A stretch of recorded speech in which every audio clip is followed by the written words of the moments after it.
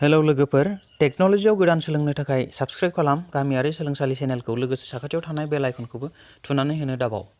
दिनै जों सावरायगोन मबाइलनि एप्सफोर बेफोरखौ जोङो मानो आपडेट खालामनांगौ आरो आपडेट खालामोब्ला जोंहा मा मुलाम्फा दङ आरो आपडेट खालामाबा जोंहा मा लस दङ बिनि सायाव जोङो सावरायगोन। लोगोसे जों गुबुनखौबो एसे सावरायलांखागोन जिथुनाखि जों मोनफ्रोमबो एप्स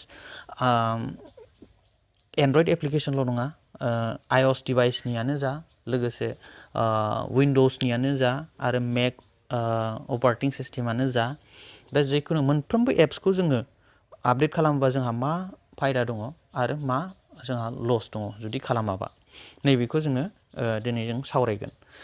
दा बेवहाय जों सावरायगोन आपडेटआ मा बुस्थु आरो बेजों लोगोसे बेनि लुकसान आरो माबाखौ जोङो नायगोन।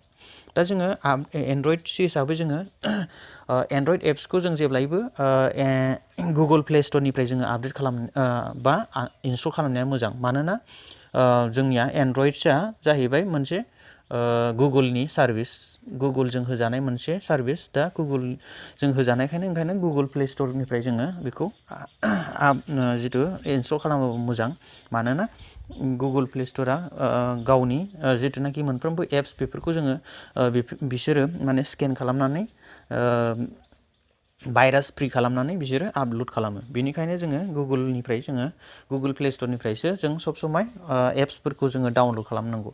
गुगोल प्ले स्ट'राव जेसेबांनाखि एप्सफोर गैया, बैफोर एप्सफोरा जाहैबाय माने गुगोलजों सायख'जायै, थारमाने बेफोरनि गेजेराव माखासे भाइरास दङ आरो माखासे बाग्सफोर दङ, माखासे प्रब्लेमसफोर दङ। बेनि थाखायनो बिसोरखौ गुगोल प्ले स्ट'राव सोनाय जाया। दा बेनिखायनो नैबेवहाय जेसेबांखिनि दङ गुगोल प्ले स्ट'रनि आन्डाराव, बेखिनिया गासैबो माने मोजां होननानै जों सिकिउर होननानै जों साननानै लाथ'नो हायो।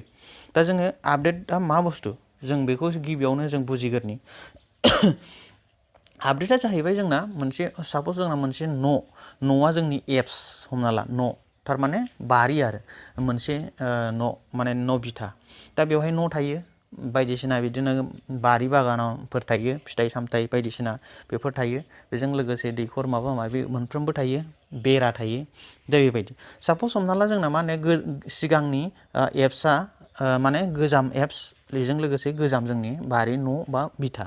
दा बेवहाय जुदि जोंना गोबाव जायोब्ला मा जायो, मोनसे समाव जोंना बारिनि जिथुनाखि बेरा बेफोरो मा होनो बायनानै मोसौ हाबनो हानाय केपासिटि जायो, बेबायदि जायो। बेजों लोगोसे न'आव जोंना मा जायो, हयथ' जोंनि उखुमा जुदि माबा जायोब्ला थुरिनि जायोब्ला बियो गब्लंनो हागौ।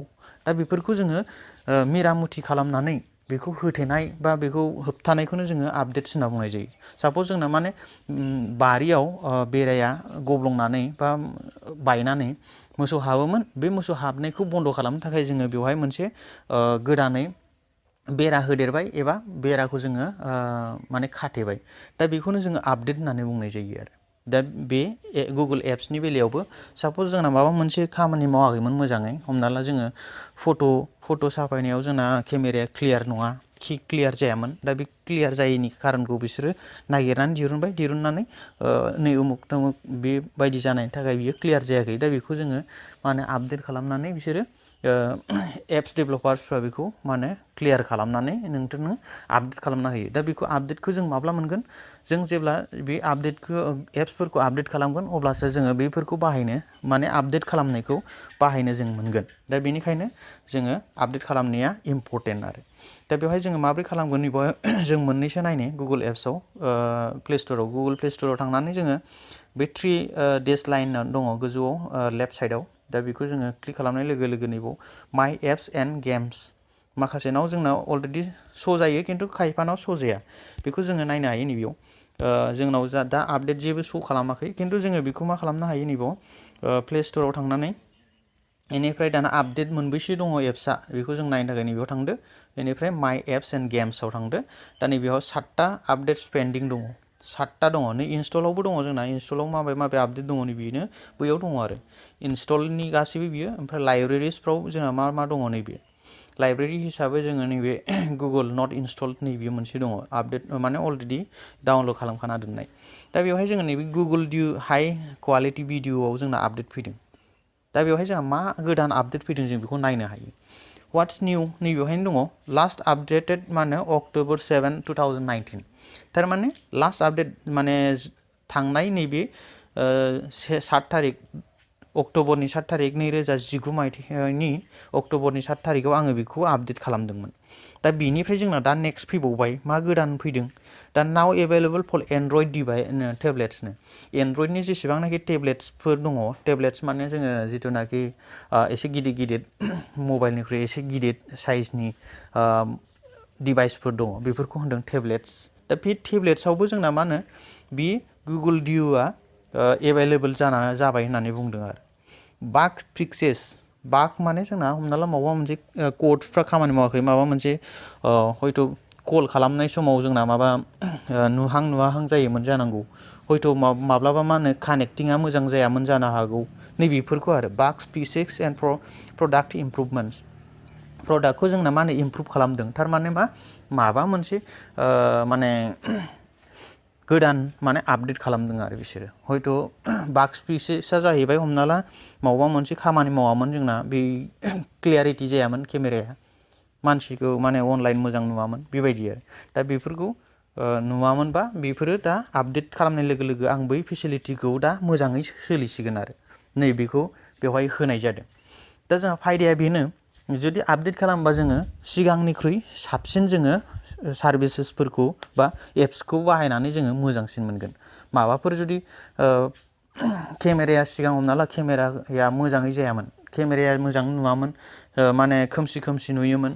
हयथ' क्लियारिटि फैयामोन हयथ' कानेक्सना मोजां जायामोन बे कानेक्सना मोजां जानाय लोगो लोगो आङो माने गुगोल डुखौ माने इउज खालामनो मोजांसिन जागोन आरो थारमाने मोजांसिन माने क्लियार नुगोन जि प्रब्लेम्समोन बियो सल्भ जागोन नैबे माबाया आरो बेजों लोगोसे जोंना मा जायो सिकिउरिटिफ्रा जोंना मा आपडेट जाबाय थायो थारमाने सिकिउरिटिया आपडेट जानाया जाहैबाय जोंना मा जेब्ला जों मोनसे एप्सखौ बाहायो बेवहाय जोंना मा होनो माखासे भाइरासफोर थानो हागौ नङाबा भाइरासनि गेजेरजों गुबुन हेकार्सफ्रा बेखौ हेक खालामनो नाजायो आरो माखासे टेकनिक इउज खालामनानै बिसोरो मा खालामनो हागौ नोंथांनि मबाइलखौ एक्सेस खालामनो नाजायो नोंथांनि डेटासफोरखौ माने खावनो नाजायो दा बेबायदि जुदि खालामोब्ला बेयो जाहैबाय गोजामखौनो जों जेब्ला बाहायबाय थागोन अब्ला बिथांमोना हेकार्सफ्रा इजियैनो जोंनि मबाइलफोरखौ एक्सेस खालामनो हायो एक्सेस माने जोंनि मबाइलखौ बिसोरो सामलायहरनो हायो सालायहरनो हायो माने जेरै गोसो बिसोरो गावसोरनि गोसो बायदि खालामहरनो हायो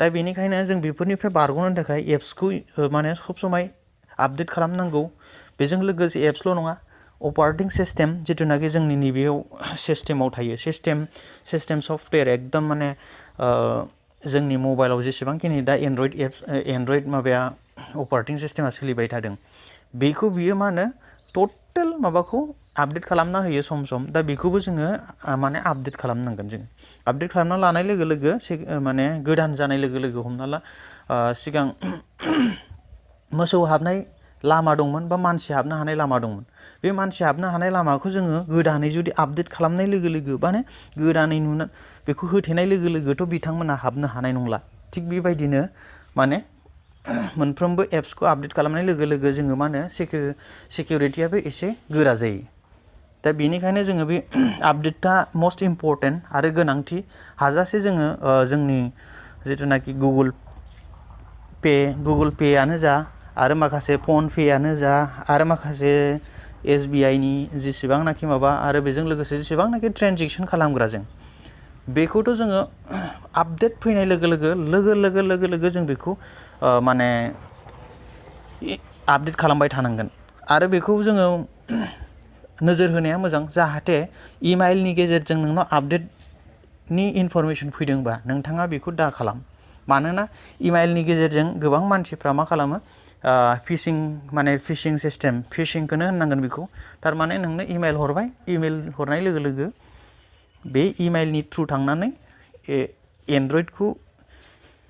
एन्ड्रइड एप्सखौ नोंथाङा जुदि आपडेट खालामोबा बिथाङा माने बेवहाय एन्ड्रइड एप्सखौ माखासे भाइरासेस होनानै बा माखासे लुप हल होनानै बियो माखासे कड एडिट खालामनानै नोंथांनो हरो।